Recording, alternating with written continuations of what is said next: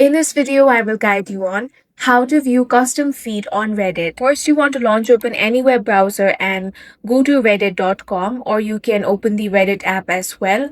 Now make sure to log into your account. If you have not been logged in, you are not going to view the custom feed. Now tap on the three lines at the top left corner of your screen. Now, on the left hand panel, you're going to find different options. Locate the one that says custom feeds. Tap on this drop down icon.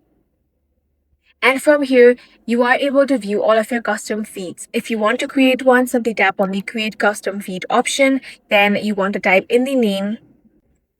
After that, add in a description. Then you can tap on the submit option. Now, once it has been created, you're going to find it over here. That's all for this video. If you found it useful, make sure to hit the like button and subscribe for more videos like this.